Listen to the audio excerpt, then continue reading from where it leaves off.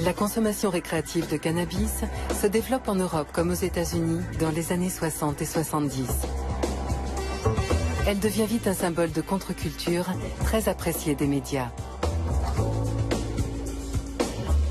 Bien que peu d'études existent sur ses effets, l'ONU inscrit le cannabis sur la liste des produits stupéfiants aux côtés de l'héroïne, de la cocaïne et du LSD. 20 ans plus tard, l'Europe découvre que la situation a évolué et le cannabis s'est banalisé. Au sein des pays européens, le regard porté sur le phénomène varie fortement. Chacun lui applique des degrés de tolérance divers. Et au cours des années 80 et 90, c'est le statut légal du cannabis qui suscite de nouveaux débats. Mais les données objectives manquent encore pour évaluer l'impact de sa consommation sur la santé publique. Les études se sont multipliées sur le phénomène et son évolution, sur les effets du cannabis sur l'organisme en général et le cerveau en particulier. Mais la médiatisation de certains résultats semble avoir surtout ravivé les polémiques, inquiété l'opinion et suscité des décisions politiques contradictoires. Pourtant, chercheurs et intervenants de santé s'accordent sur un grand nombre de points et leur voix mérite d'être entendue. Le cannabis est de loin la drogue illégale la plus consommée dans le monde et il semble bien qu'au cours des 5 dernières années en Europe, sa situation est encore évoluée.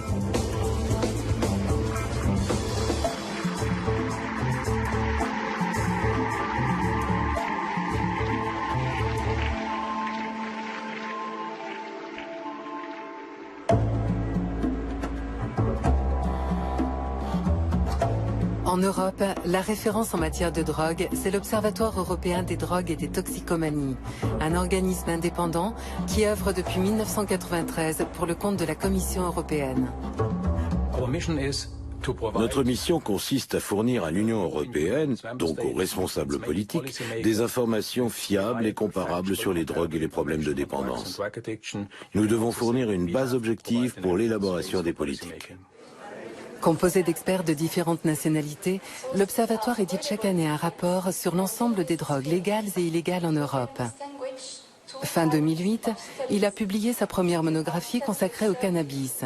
Elle regroupe toutes les données disponibles sur la situation actuelle du cannabis en Europe. En réunissant cette somme d'informations, notre intention n'était pas de réinventer la roue, mais d'établir clairement ce qu'on sait aujourd'hui en Europe.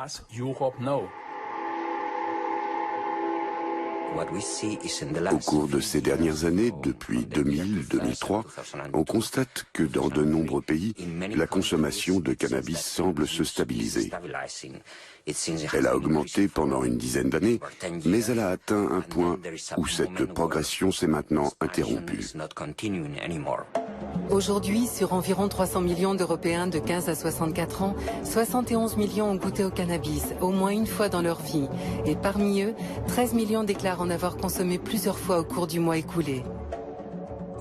Nous avons comparé ces niveaux à ceux des États-Unis, du Canada, de l'Australie. Et les chiffres européens sont relativement moins élevés que dans ces pays. Il y a une dizaine d'années, les taux de consommation étaient très élevés dans quelques pays et beaucoup plus faibles dans tous les autres. On a vu la consommation progresser dans ces pays et ils sont aujourd'hui beaucoup plus nombreux à avoir des taux moyens à élevés. Premier paradoxe, la répartition des différents niveaux de consommation européens semble sans lien avec le degré de tolérance appliqué par chaque pays. Aux Pays-Bas, par exemple, le niveau de consommation se situe dans le milieu de l'échelle, alors que le cannabis y est très accessible. Tandis qu'en France, où se procurer du cannabis est moins facile qu'en Hollande, les taux de consommation sont bien plus élevés. Il est très difficile d'établir un lien direct entre les politiques appliquées au cannabis d'une part et les niveaux de consommation d'autre part. Si ce lien existe, il est sans doute très complexe. À Saint-Denis, à l'Observatoire français des drogues et des toxicomanies, on souligne le profond changement que traduisent ces données. Le cannabis n'est plus une consommation que l'on rencontre uniquement, par exemple, en zone urbaine. On trouve tout à fait des consommations de cannabis à peu près de même niveau en zone rurale. Et de même, au niveau des milieux sociaux, il y a une diffusion de cette consommation dans tous les milieux sociaux. Arrivé à l'âge adulte, bon, ce serait un peu symbolique, 18 ans, il y a maintenant en France une majorité de jeunes qui font l'expérience de ce produit. Donc, du point de vue culturel, on peut dire que l'expérimentation, je ne parle pas de consommation, mais l'expérimentation de cannabis devient un phénomène normal chez les jeunes. Le cannabis n'est donc plus aujourd'hui un symbole de contre-culture. Son usage s'est banalisé, mais le produit lui-même a-t-il changé? Le principe actif du cannabis, ce qui fait de lui une drogue, c'est le tétrahydrocannabinol, ou THC. Il se concentre principalement dans la partie fleurie de la plante à maturité. Mais une des particularités traditionnelles de l'Europe était qu'on y consommait essentiellement la résine extraite de la plante. Vérification de la situation actuelle auprès des laboratoires d'analyse de la police française. Nous analysons toutes les saisies de stupéfiants qui sont réalisées par la police, la gendarmerie, les douanes. Sur le produit cannabis, la résine représente 90% de ce que nous recevons. Donc là, c'est réellement de la résine de cannabis qu'on va appeler hashish. Le hashish d'aujourd'hui est-il plus fortement dosé en THC qu'il y a 20 ans? Test sur 2 plaquettes en provenance du Maroc, prises au hasard dans le stock des saisies. Pour la première plaquette, la grande, on a un pourcentage de THC de 3%. Et pour la deuxième, avec le logo, on a un pourcentage de THC de 12%.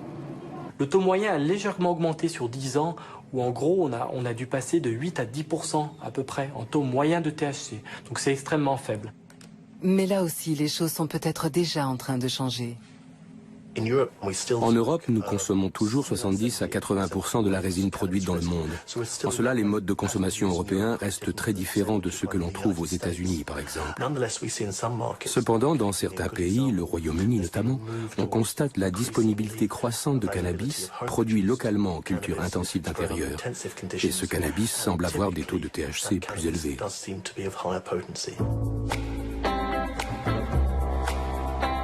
Confirmation de cette tendance à Londres auprès du docteur Leslie King, membre du Conseil consultatif britannique sur l'abus de drogue. 81% du cannabis qu'on trouve aujourd'hui dans la rue est de la sinsémilla, de la skunk, du cannabis issu de cultures intensives. Le développement à grande échelle de la culture d'intérieur a vraiment démarré dans les années 90. Elle utilise des graines sélectionnées. Elles ne sont pas génétiquement modifiées. Elles ont simplement été sélectionnées pour leur capacité à produire des plantes ayant des taux de THC élevés. Ces plantes sont cultivées sous des éclairages intensifs pour qu'elles poussent plus vite et donnent des récoltes plus abondantes. Le pourcentage moyen de THC d'un cannabis de qualité cultivé de cette manière est de l'ordre de 15%. On rencontre parfois des taux supérieurs, mais le plus souvent, ils sont clairement inférieurs et ne se distinguent en rien des produits traditionnellement importés. En fait, au cours des 10 dernières années, la proportion de produits présentant des taux de THC supérieurs à 15% est restée stable. Elle ne représente actuellement que 2 à 3% de l'ensemble du cannabis consommé en Europe. En matière de cannabis, on constate de grands écarts de taux de THC d'un produit à l'autre. Mais est-ce vraiment important en termes de santé publique? Si l'on se réfère au modèle de l'alcool, un verre de vin n'est pas nécessairement plus nocif qu'un verre de bière. Tout dépend de la quantité consommée, de la capacité à adapter sa consommation au produit. On peut même considérer qu'un cannabis fortement dosé en THC a plus de chances de provoquer des effets désagréables chez des consommateurs débutants et pourrait donc les dissuader de consommer. Ce n'est donc pas dans un changement de nature du cannabis que se situent pour le moment les vrais motifs d'inquiétude pour la santé publique. La situation a connu une évolution importante au cours de ces dernières années. Ce n'est pas que la consommation est encore augmentée. Elle est en fait assez stable et nous avons même une bonne nouvelle, elle a commencé à diminuer chez les jeunes. Mais ce qui a changé, ce sont les modes d'utilisation. Sur les 13 millions d'Européens qui ont consommé du cannabis au cours du mois écoulé, 10 millions l'ont fait ponctuellement, souvent dans un environnement festif. Mais environ 3 millions de personnes en Europe consommeraient de manière quotidienne. On a de plus en plus d'usagers qui viennent demander de l'aide dans les centres de traitement, qui se présentent en disant qu'ils ont un problème avec le cannabis. Il ne s'agit plus pour eux de joints entre amis le week-end, mais d'un certain nombre de joints chaque jour. Traditionnellement, le cannabis était une drogue que les gens expérimentaient, consommaient pendant quelque temps, puis abandonnaient naturellement. Il semble que nous ayons aujourd'hui une population qui commence plus tôt, l'utilise pendant plus longtemps et sur un mode qui ressemble plus à celui de la consommation d'alcool.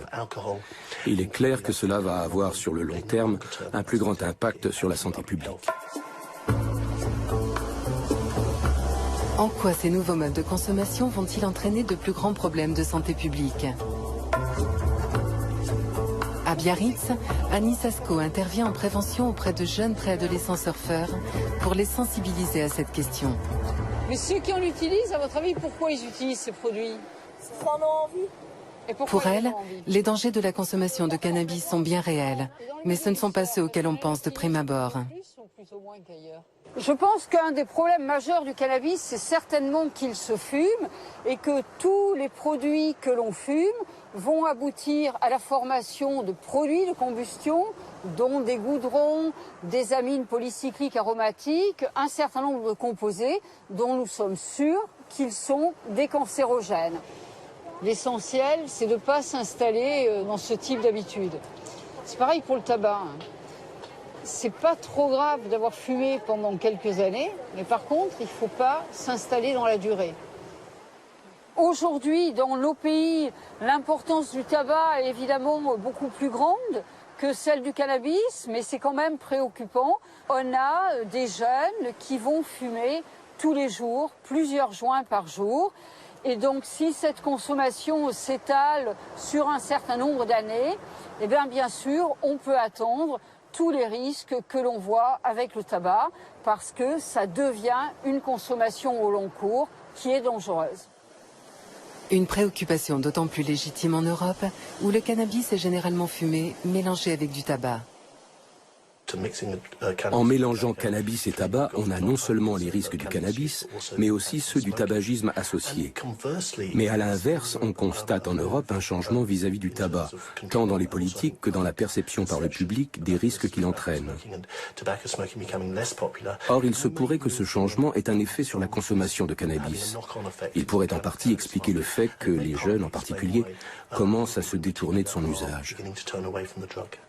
Autre paradoxe, le premier danger objectif du cannabis est aussi l'argument de santé qui semble frapper le plus les usagers. Pourtant, les campagnes de prévention se focalisent exclusivement sur les risques liés à ses effets en tant que drogue. Après, tu fumes un joint par semaine ou un joint par jour et après tu sors plus. Tu vas plus à l'école, et tu sors que pour choper ou pour fumer. Malaise, angoisse, bad trip, déconcentration, perte de mémoire, le cannabis est une réalité. Alors que sait-on aujourd'hui des effets psychoactifs du cannabis? Des équipes de neuropharmacologie ont découvert il y a une dizaine d'années qu'il active un très grand nombre de récepteurs disséminés dans toutes les zones de notre cerveau qui réagissent uniquement aux molécules complexes du THC. Un des seuls endroits dans le cerveau où il y a très peu de récepteurs cannabinoïdes, c'est justement dans les centres de contrôle végétatif. C'est une raison pour laquelle le cannabis n'est pas une substance toxique dans les sens qui peut induire la mort. Par contre, si ces récepteurs sont si nombreux partout ailleurs, c'est qu'un système très répandu dans notre cerveau, comme dans celui des souris, produit et utilise naturellement des molécules du même type que le THC. Le cannabis, la seule chose qu'il va faire, c'est augmenter l'activité de ces systèmes endogènes qui s'appellent les systèmes endocannabinoïdes. Et ce système endocannabinoïde va être impliqué dans le contrôle de plusieurs réponses physiologiques dans notre cerveau et dans notre organisme. Préciser le rôle exact de ce système et les conséquences de son activation par le cannabis est un des buts du laboratoire. Mais la tâche est particulièrement complexe. Un des rôles qui va jouer le système endocannabinoïde au niveau de la mémoire, c'est faire qu'on oublie tous les souvenirs qui vont avoir un rôle négatif sur notre émotions. Et ça, c'est très important pour avoir un contrôle émotionnel approprié. Si on active avec une drogue exogène ce système, on peut imaginer qu'est-ce que ça va donner. On va avoir du mal à se souvenir de tout ce qui arrive après la consommation de cannabis. Chez des souris exposées au THC, ça veut dire qu'elles vont explorer comme si elles le découvraient pour la première fois un environnement qu'elles ont pourtant visité une demi-heure auparavant. Le système endocannabinoïde, il va aussi jouer un rôle important dans le contrôle général de nos émotions. L'activation avec du cannabis de ces systèmes va induire des effets qui sont difficiles à contrôler. Parce que le cannabis peut augmenter ou diminuer l'anxiété, indépendant de la vulnérabilité du sujet, de l'expérience du sujet, de beaucoup de facteurs. Quelqu'un qui consomme cannabis, c'est difficile de contrôler quels sont les effets réels au niveau de l'anxiété. Ce système endocannabinoïde joue un rôle très très complexe. Alors comment ces subtiles modifications de la biologie de leur cerveau sont-elles vécues par les consommateurs? Catherine Reynaud vient d'achever en collaboration avec l'OFDT une étude sur de jeunes adultes usagers réguliers de cannabis. Bien que la grande majorité soit des usagers quotidiens, il faut noter qu'il y a environ la moitié d'entre eux et même un peu plus qui ne perçoivent pas d'effets indésirables à leur pratique.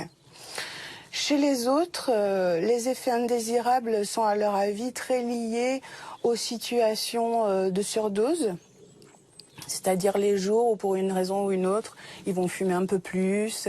Donc là, ils parlent beaucoup d'apathie, de fatigue, du fait d'avoir du mal à se réveiller le matin.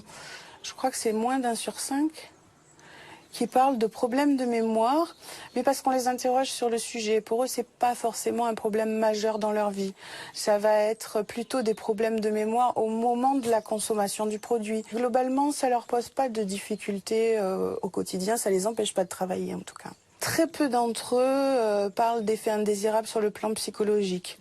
Ceux qui en parlent, c'est-à-dire ce que les usagers appellent des bad trips, des mauvais délires avec le cannabis, des situations de paranoïa. Certains en racontent, mais ils parlent souvent de façon rétrospective du début de leur carrière de consommation. Donc là, on est vraiment effectivement chez des gens qui ont trouvé une certaine stabilité avec le produit et qui voient plus d'effets positifs que négatifs à leur pratique. Pourtant, dans plusieurs établissements psychiatriques européens, on s'inquiète d'une possible relation entre consommation intensive de cannabis et apparition de troubles psychotiques.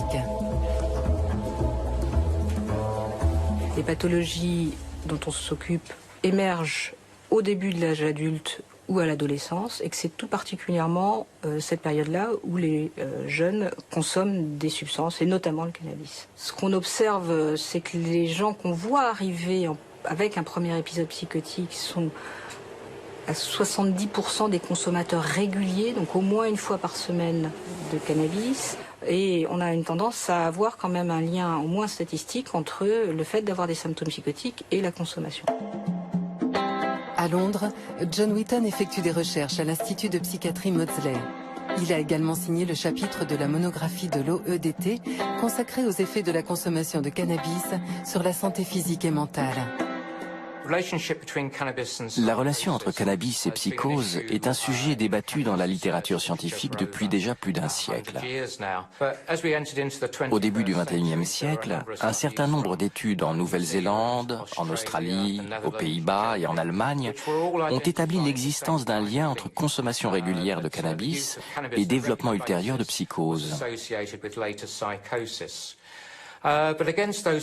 Pourtant, si on considère le nombre de cas de schizophrénie déclarés dans le monde occidental, ce chiffre n'a pas augmenté au cours des 30 dernières années. On est donc face à une sorte d'énigme.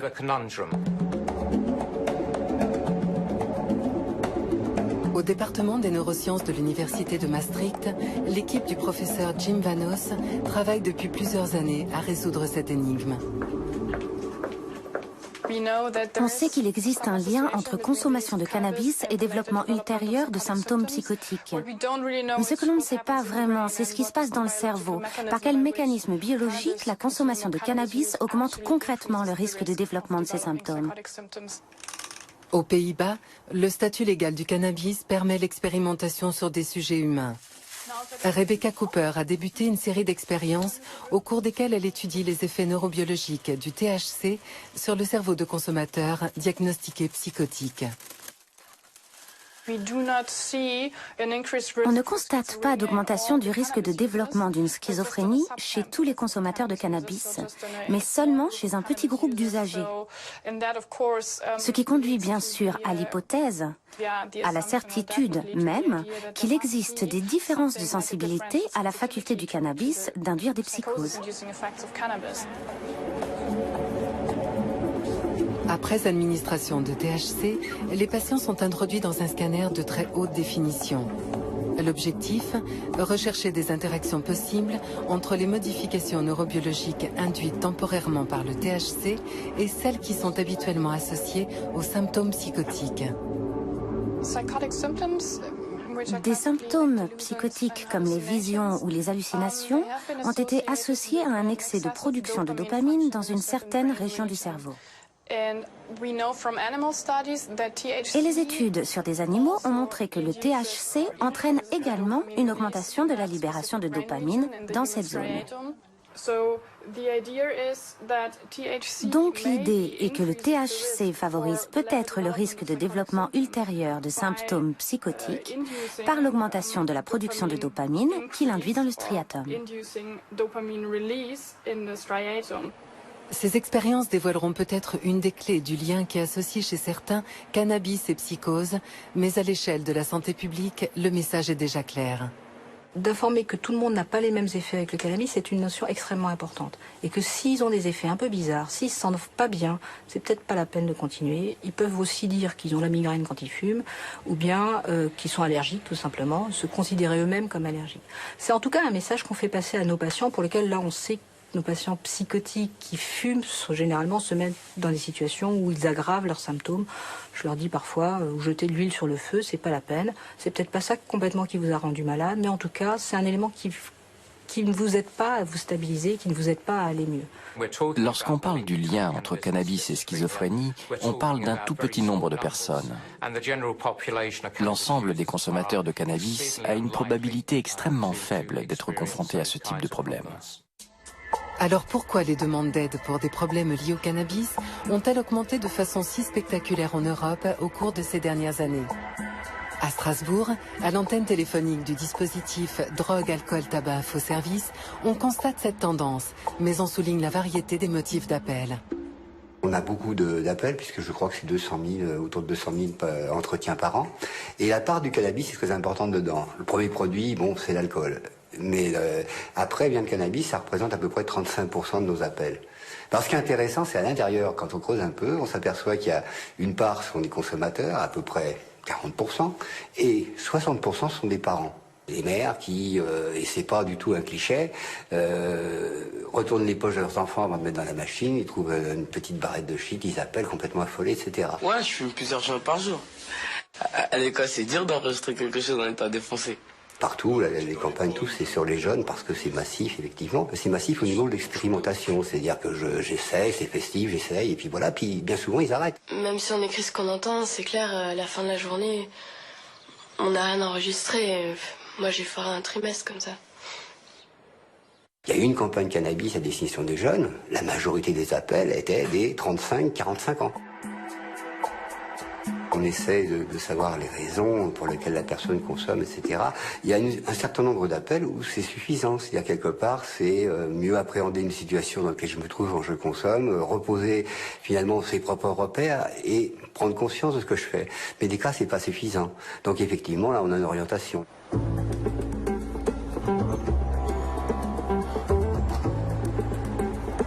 À Berlin, le Therapieladen est la première structure en Europe à avoir proposé dès le milieu des années 80 un accueil et des thérapies spécifiques destinées aux consommateurs de cannabis en difficulté. Quand on a commencé en 1985, on était une institution assez exotique parce que l'aide aux toxicomanes s'adressait surtout aux héroïnomanes. Le cannabis était plutôt considéré comme secondaire et on n'associait pas aux problèmes de dépendance.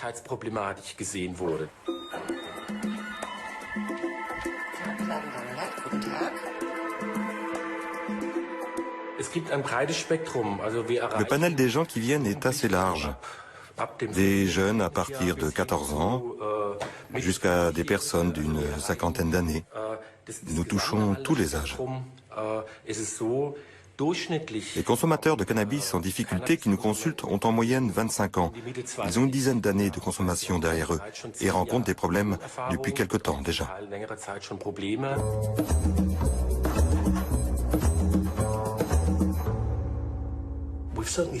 On a clairement constaté une augmentation importante des demandes de traitement au cours des 5 dernières années, même si ces chiffres semblent aujourd'hui se stabiliser. Alors comment l'expliquer? C'est assez difficile. D'une part, il y a eu une augmentation importante des offres de traitement et je pense qu'on a également vu se développer la conscience de l'existence de problèmes liés au cannabis, à la fois au sein des services professionnels et parmi les usagers eux-mêmes. Il y a un petit groupe de consommateurs intensifs qui présentent des signes de dépendance, qui ont réellement des difficultés pour arrêter leur consommation et qui, effectivement, ont besoin d'un traitement similaire à ceux proposés pour les autres substances psychoactives. Et il y a des gens qui auraient plutôt besoin d'un ou deux entretiens centrés sur de l'information.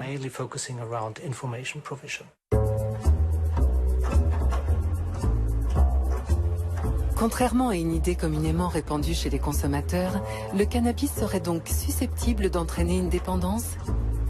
Qu'en pensent à Barcelone les souris du professeur Maldonado? Dans nos recherches, par exemple, on a mis en évidence des modèles dans lesquels les souris vont montrer un plaisir induit par le cannabis après l'administration. On administre du THC à une souris et on l'enferme dans un compartiment. Plus tard, on lui administre un produit neutre et on l'enferme dans l'autre compartiment. On reproduit le cycle plusieurs fois et le jour de l'expérience, on lui laisse libre accès aux deux compartiments. Cette souris manifeste un goût prononcé pour le THC. On a aussi montré comment des dérivés du cannabis vont être auto-administrés par une souris. Ça veut dire les souris, de la même façon que l'homme, va chercher la drogue, va s'auto-administrer de la drogue et va à présenter des rechutes dans l'administration de cannabis, même après de longues périodes d'abstinence. Ça veut dire qu'il y a un comportement addictif du cannabis qui peut être aussi mis en évidence dans des modèles chez les rongeurs. En fait, la question reste très débattue. Les mécanismes en jeu dans les phénomènes de dépendance sont au cœur des recherches les plus récentes en neurobiologie. Et chaque nouvelle découverte peut remettre en question l'interprétation des résultats précédents. Si l'animal s'auto-administre un produit, ça ne veut pas dire, et nous pensons que non, que ce produit est addictif. Ça veut dire qu'il peut entraîner une certaine satisfaction qui pousse l'animal à aller reprendre du produit, mais pas forcément la pharmacodépendance. Ce qui s'est passé il y a quelques années, c'est qu'il a été montré que le plaisir était en lien avec la libération d'un neurotransmetteur, en particulier la dopamine. Et que par conséquent, c'est ça où le raisonnement peut s'être trompé, par conséquent, si la dopamine intervient dans la fabrication du plaisir, elle est donc responsable de la fabrication de la dépendance. Ce qu'on est en train de montrer, c'est qu'effectivement, la dopamine intervient dans le plaisir, mais qu'il y a beaucoup de chances pour que cette dopamine qui intervient dans le plaisir n'intervienne pas au niveau de la dépendance. En fait, la dopamine serait une sorte d'esclave d'un système qui se trouve au-dessus d'elle, en amont d'elle, et qui fonctionne avec deux autres neuromodulateurs qui seraient la noradrénaline et la sérotonine. Vous avez un système noradrénergique qui est extrêmement réactif, qui intervient sur votre vigilance, sur la façon dont vous regardez l'environnement, et un autre système sérotoninergique qui, lui, est chargé de vous protéger, de protéger votre cerveau contre les événements extérieurs.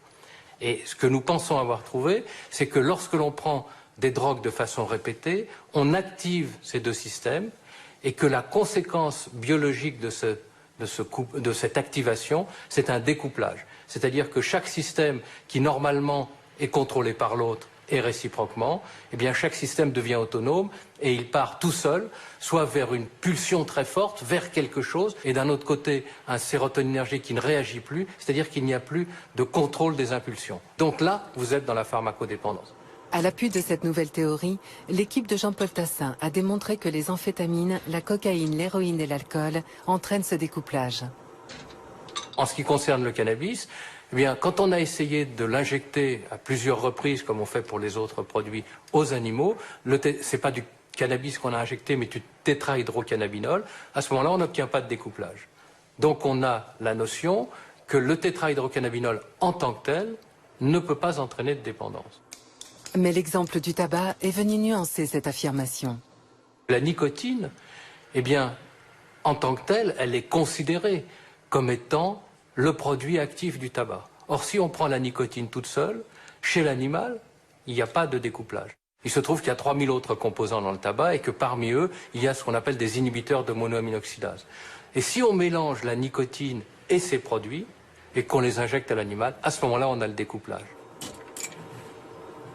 Dans le cas du cannabis, on est aussi dans cette situation et on peut très bien imaginer que celui qui prend du hashish avec du tabac va donc obtenir un découplage et que le hashish, du coup, va devenir addictif par rapport à l'association qui a été faite entre le produit et le tabac, puisqu'il est souvent fumé dans ces conditions. Donc, vous voyez, la complexité dans laquelle on se trouve, c'est-à-dire que les expériences que l'on réalise, nous, chez les animaux, avec des produits purs, et ne sont pas vraiment ceux de la vraie vie. Donc dans la vraie vie, on se trouve dans des situations qui sont toujours un peu différentes. Alors que se passe-t-il dans la vraie vie?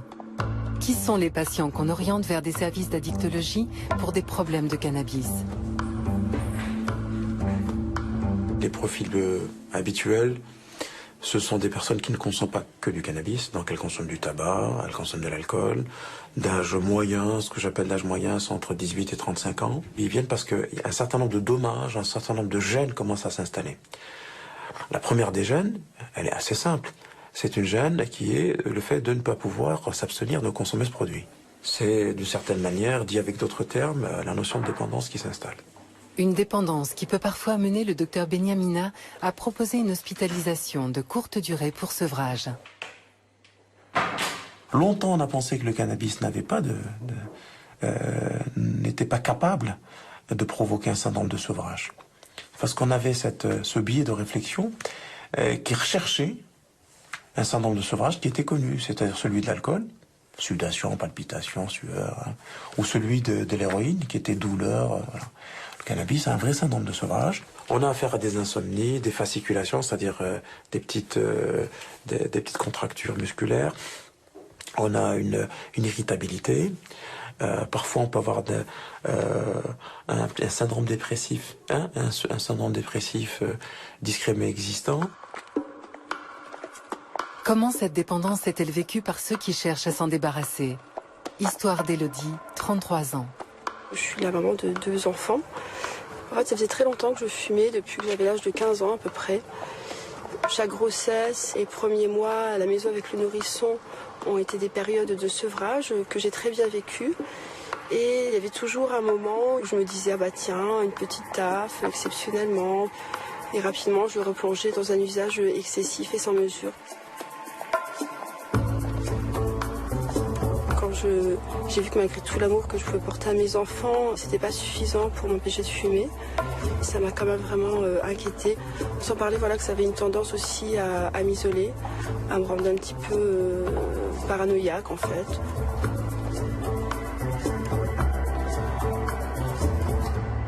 J'ai compris que je s'étais condamnée un petit peu à l'abstinence par rapport au cannabis.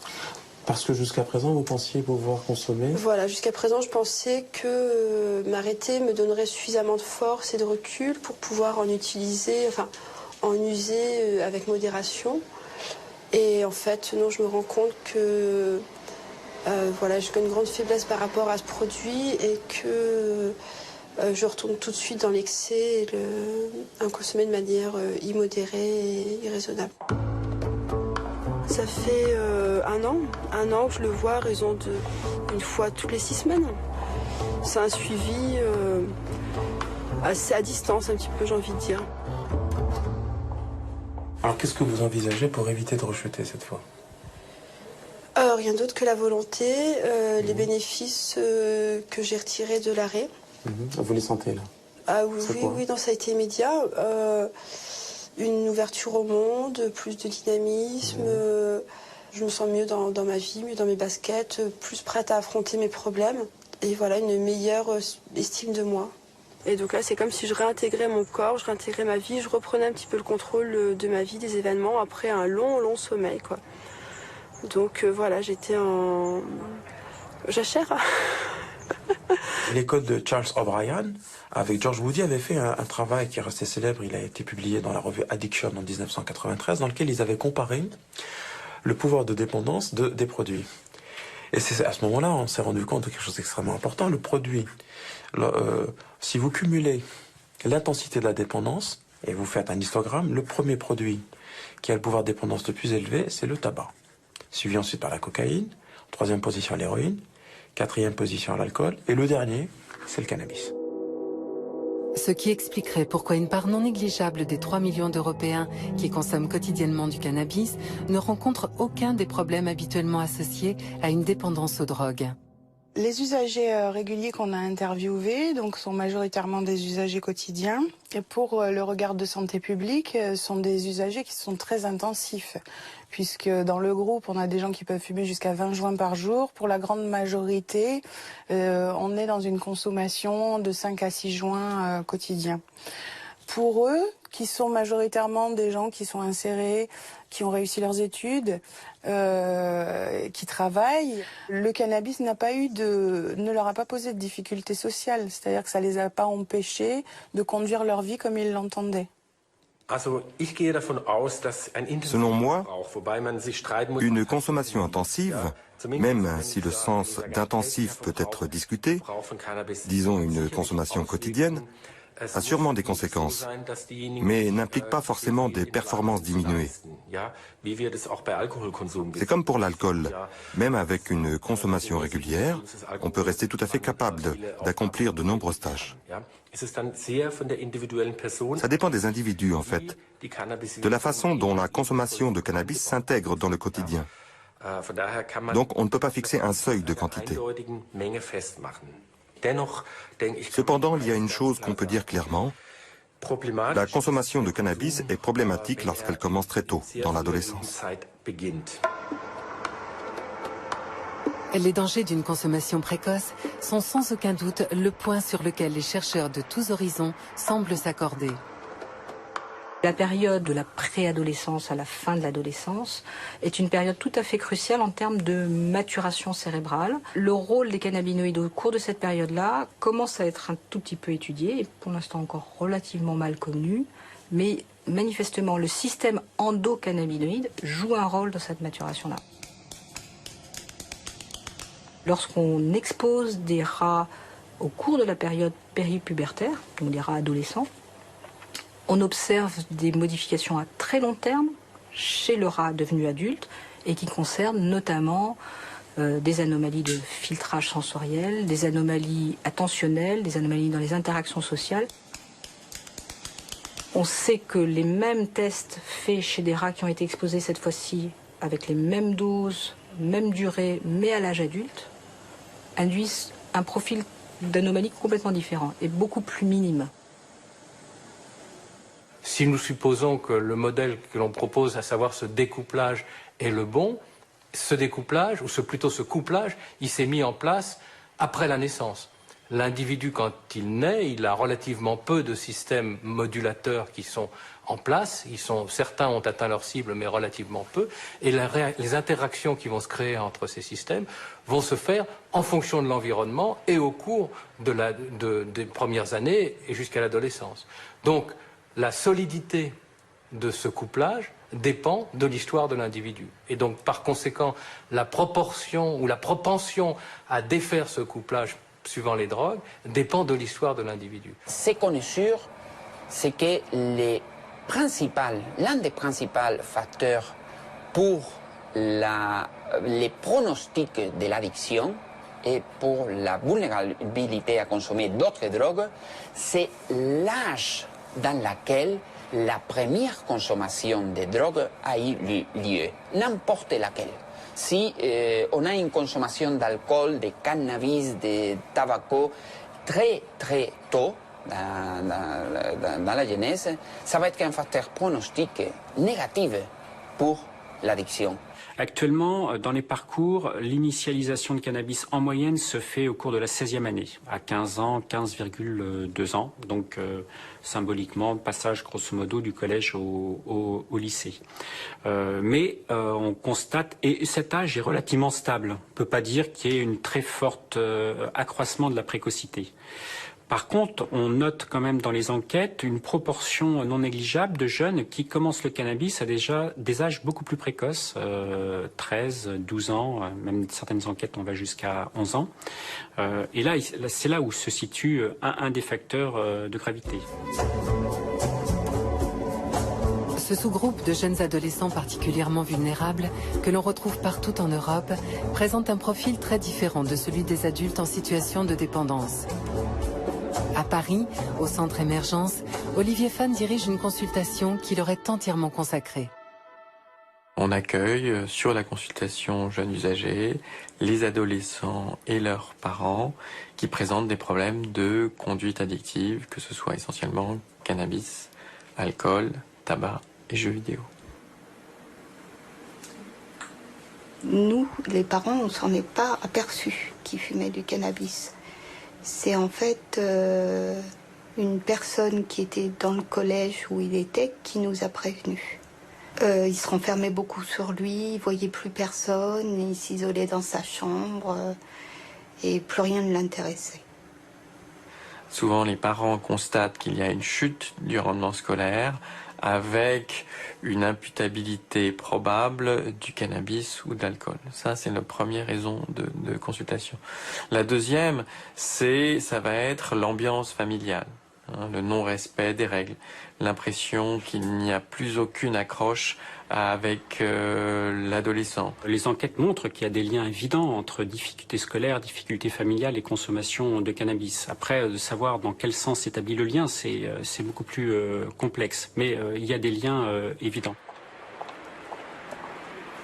C'est une situation d'un adolescent qui nous est adressé pour une forte consommation d'alcool et de cannabis.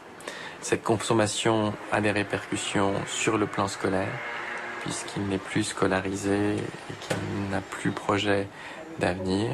Ça a une répercussion sur les relations familiales, puisque la famille est en train de s'épuiser d'essayer de le faire abandonner cette consommation, et des répercussions sur l'environnement. Bonjour. On y va ? Oui. Il y a 1 an et demi, pourquoi vous êtes venu? Qu'est-ce qui se passait dans votre vie à ce moment-là? Justement, je suis venu avec ma maman parce que c'est elle qui m'a fortement conseillé de venir parce que je devenais nerveux. Enfin, il y avait quelques petits problèmes concernant le cannabis. Et mon comportement changeait vachement vite et c'était gênant. À cause du cannabis, tout ce qui me touchait, c'est pas comme si ça me touchait, mais c'est comme si ça me percutait violemment, quoi. Donc je ressentais tout beaucoup plus fort et je me prenais... je me perdais dans mon imagination et j'imaginais tout de suite des choses négatives et ça me rendait un peu dingos. Et donc c'était pas trop possible la vie en communauté à la maison si je me contrôlais pas. Nous aimons bien raisonner en termes non pas de pathologie quand on parle du cannabis, mais en termes de perte de chance pour l'avenir. Un adolescent qui consomme ne sera pas forcément pathologique, mais il perdra une chance de faire des études qu'il aurait pu mener s'il n'avait pas consommé, de lier des relations qu'il aurait pu avoir s'il n'avait pas consommé, de s'entendre, en tout cas d'avoir cette dernière discussion avant le départ avec ses parents qu'il aurait pu avoir s'il n'avait pas consommé. Quand un jeune se retrouve dans un contexte favorable, où il n'y a pas trop de problèmes et où ses motivations, ça sera par rapport à la convivialité, l'intégration au groupe, faire la fête, se détendre, les problèmes ne vont pas trop apparaître. Mais si un jeune est en difficulté, dans ce cas-là, les motivations, ça sera pour prendre de la distance, voire pour oublier. Donc là, on est plus dans des stratégies, presque des stratégies de défense. Et là, le cannabis peut accentuer et accélérer ces difficultés. On en souffre doublement parce qu'on ne sait pas ce que c'est. On nous a expliqué, mais on n'en a jamais consommé. Donc on ne sait pas du tout ce que tu peux ressentir, toi. En fumant, ça, on va dire, je vis dans un système anesthésié. Je suis anesthésié et voilà. Bien sûr, les problèmes de dépendance s'additionnent et s'aggravent avec la durée. Donc plus il y a de polyconsommation, plus la situation va devenir problématique, surtout chez les jeunes. On le constate chez ceux qui commencent très jeunes et qui consomment à haute dose autant de l'alcool que du cannabis. C'est ce groupe de jeunes-là qui nous préoccupe le plus. Épatant les 16-17 ans qui se livrent à des expérimentations en tout genre, fument des joints dans des fêtes pour s'amuser et finissent par interrompre leur consommation de cannabis. Même son de cloche à Genève à la Fondation Phoenix, où l'on souligne un point que partagent tous ces jeunes adolescents en grave difficulté. Leur consommation de cannabis n'est qu'un des éléments d'une situation par ailleurs complexe. On a de plus en plus de jeunes, comme chez les adultes aussi, de multi-usages, de jeunes qui vont utiliser massivement le cannabis et l'alcool ou l'ecstasy. Et puis, dernier changement, c'est aussi la quantité consommée. On a des jeunes aujourd'hui qui consomment massivement. C'est pas sur la durée d'une soirée, c'est à jeun, massif pour obtenir un effet maximal. Et donc il y a aussi, de par ce type de consommation, vraiment une prise de risque qui est inhérent et qui est nouveau. Il y a toujours avec ça un contexte familial qui est malmené ou qui malmène le jeune. Typiquement, un conflit entre parents majeur, massif dans la durée, que le couple soit marié ou non, peu importe, mais des scènes à répétition avec violence verbale, ou violence physique fait partie de ce portrait, alors tout à fait classiquement. Un mauvais lien entre parents et enfants à l'adolescence est aussi un des signaux vraiment de caractéristiques de ce profil-là. On ne peut pas se borner à donner une réponse pour le cannabis et omettre les autres éléments, puisqu'elles se nourrissent mutuellement. Alors, quel type d'aide peut-on proposer pour ce groupe qui concentre à lui seul l'essentiel des problèmes graves liés au cannabis? L'offre la plus importante pour nous, qui est étudiée en ce moment dans le cadre du projet InCant, c'est la thérapie familiale multidimensionnelle, qui s'adresse spécifiquement aux adolescents de moins de 18 ans et à leurs parents ou à leurs proches. Le programme InCant vise à évaluer dans 5 pays européens les résultats de cette thérapie familiale qui aborde de façon plus globale l'ensemble des problèmes que rencontrent ces jeunes adolescents. Dans ces séances familiales, nous tentons d'améliorer une communication qui est souvent devenue négative ou inexistante. Le but est que les membres de la famille se rapprochent à nouveau les uns des autres et qu'une confiance soit rétablie entre eux.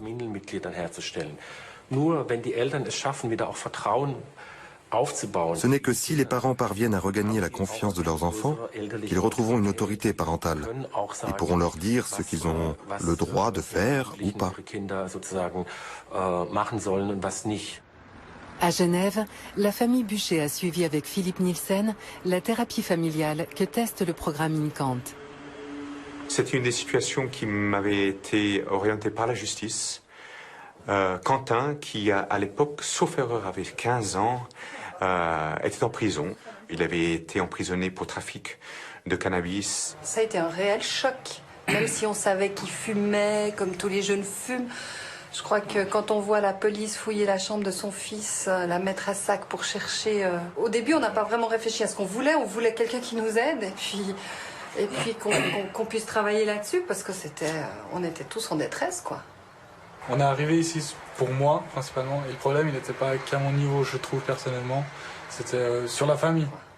On est divorcés depuis plus de 10 ans, et je pense qu'il y avait aussi un contentieux entre nous deux. Il y avait plein de choses à régler, et finalement, c'est vrai. Lui, c'était juste la pointe de l'iceberg. J'ai pas pu arrêter complètement, mais je fume toujours, mais c'est quand même... ça m'a fait un gros chose positive, on va dire. Par exemple, si je dois aller travailler, je vais plus fumer, tandis qu'avant, en cours, par exemple, j'y allais complètement arraché. Et dans toute la démarche de Philippe Nielsen, il nous a appris quand même à mettre des règles et un cadre, mais également à nous repositionner par rapport à ça, à ouvrir notre vision, pas pour autoriser, mais pour en tout cas en discuter. Et en tout cas, pour moi, ça a été le grand bénéfice. Puis le deuxième grand bénéfice, c'est incroyable, mais c'est surtout vis-à-vis de mon ex-mari par rapport à la famille. On reste les parents de nos enfants et on a vraiment été, grâce à cette thérapie, je dois dire, parents de nos enfants à ce moment-là. Et ça, je crois que ça peut pas se mesurer, quoi.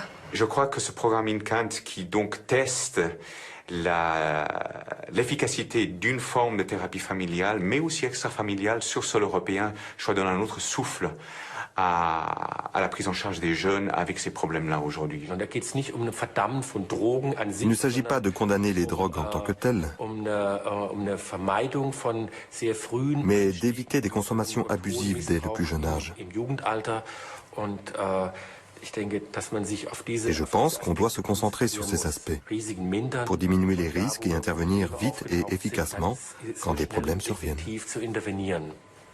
On est en train, enfin, de former les adultes sur ce premier front qui sont les parents et les éducateurs, les profs, à les sensibiliser, à détecter non pas une consommation problématique de cannabis, mais un mal-être qui peut être momentané ou qui peut se prolonger et puis d'intervenir plutôt ponctuellement et de façon ciblée sur ces jeunes-là. Alors là, je crois qu'il y a vraiment une priorité, oui. La bonne nouvelle, c'est qu'il y a 5 ans, 6,1% des jeunes Européens de 16 ans avaient une consommation régulière de cannabis. Elle ne concerne plus que 3,4% d'entre eux aujourd'hui. Alors, au terme du voyage, quelle est l'ampleur du problème de santé publique posé par le cannabis à l'échelle européenne? Et sur quelles réponses les pays européens sont-ils susceptibles de s'accorder?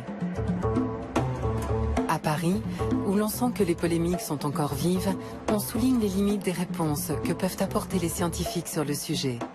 C'est vraiment une source de conflit parfait, puisqu'il y a tout dans le cannabis. C'est à la fois un produit qui donne du plaisir, qui modifie un peu les états de conscience, qui peut être dangereux sur la route, qui va être potentialisé par l'alcool, qui va ne donner pratiquement aucune dépendance chez la grande majorité, mais quand même chez certains, il peut quand même y avoir une dépendance psychique.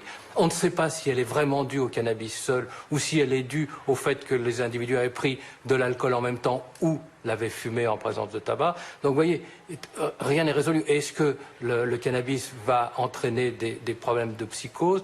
Toutes les réponses sont oui peut-être, mais si c'est le cas, c'est jamais très important comme effet. C'est vraiment une sorte de nœud autour duquel tout le monde va pouvoir se précipiter pour donner un avis qui risque d'être contraire du précédent et qui, en plus, risque de ne pas être faux. L'état de la connaissance sur le cannabis documente des risques objectifs, notamment deux principaux. Le premier, c'est toute la problématique des cancers, qui est liée de toute façon à tous les produits consommés sous forme de combustion. En France, les consommateurs quotidiens de tabac représentent 26,5% de la population. Les consommateurs réguliers de cannabis, 2,3%. On a aussi documenté récemment l'enjeu de la mortalité sur la route liée au cannabis, en estimant environ 200 décès par an. Sur 4620 accidents mortels survenus dans l'année, on estime que l'alcool est responsable de 1300 et le cannabis d'environ 200.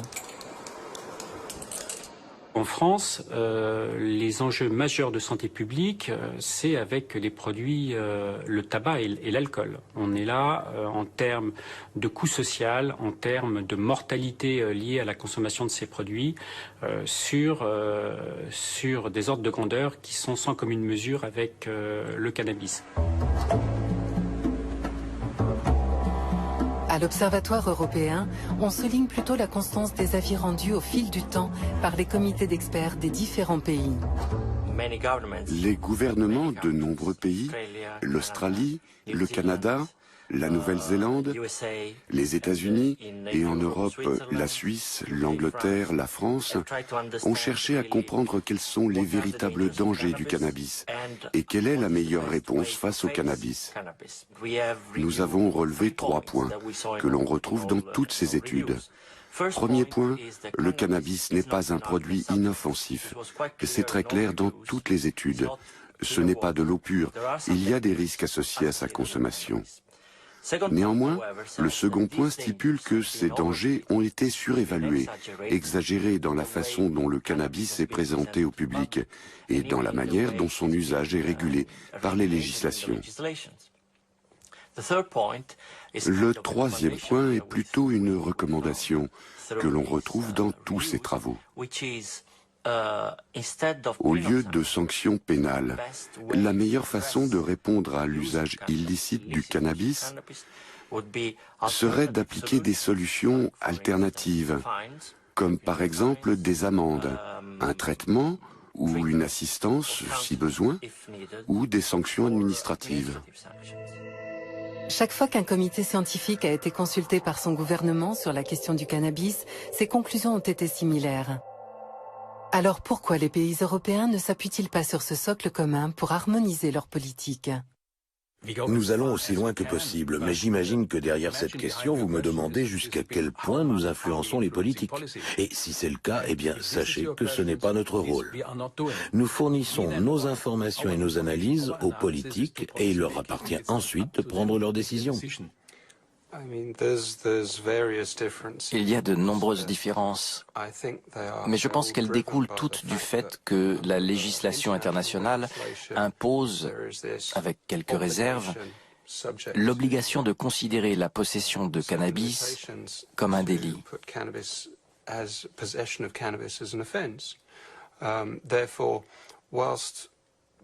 Et donc, alors que nous discutons du cannabis en termes modernes de politique de santé publique, il ne faut pas oublier que l'idée de justice pénale reste toujours présente.